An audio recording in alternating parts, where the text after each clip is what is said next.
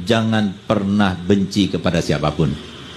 Ini penting sekali. Mohon maaf, sekarang ini banyak yang lupa bahwasanya kebencian yang paling besar, yang paling utama itu datangnya bukan dari manusia, tapi dari setan.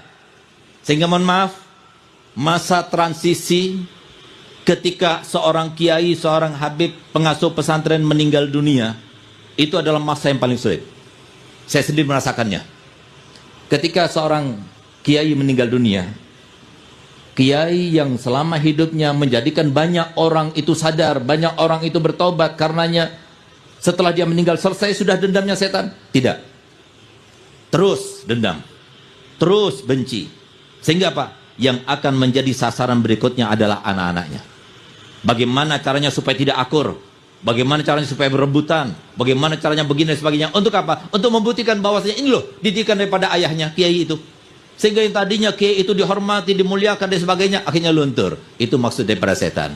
Begitu pula Nabi kita Muhammad SAW.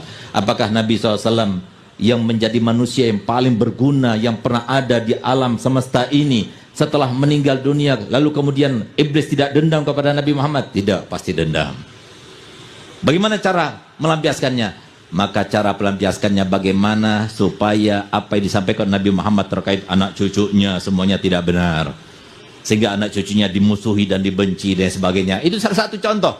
Oleh karena itu maka di sini ayo jangan pernah benci kepada orang lain, karena orang lain itu fungsinya cuma dua. Semua manusia fungsinya cuma dua. Yang pertama, medianya Allah untuk menguji kita, dan yang kedua adalah saksinya Allah untuk kita atau atas kita. Yang ketiga adalah hendaknya kita ada sifat rahmat dalam hati kita. Selama masih ada sifat rahmat dalam hati kita, berarti kita masih mempunyai modal untuk mendapatkan kasih sayangnya Allah kelak nanti di akhirat. Sehingga pantas kalau Nabi SAW memerintahkan kita, irhamu man fil ardi yarhamukum man fis sama. Cukup itu. Jadi selama kita melihat ada orang yang perlu belas kasih kita, kemudian kita kasihan di dalam hati kita, ya Allah orang tua masih kerja, ya Allah ini orang nggak punya, ya Allah ini anak yatim dan sebagainya, masih ada belas kasih walaupun kita tidak bisa membantu, itu sudah cukup. Tapi kalau sudah tidak ada belas kasih dalam hati kita, apalagi ada kebencian dalam hati kita kepada sesama muslim, apalagi pada sesama umatnya Nabi kita Muhammad SAW, takutnya kita tidak mendapatkan barokah. Lebih-lebih, mohon maaf, silahkan kita bicarakan orang yang masih hidup, silahkan. Tapi kalau yang sudah meninggal, apalagi aulia Allah, hati-hati, itu akan berdampak sangat cepat dalam kehidupannya sebelum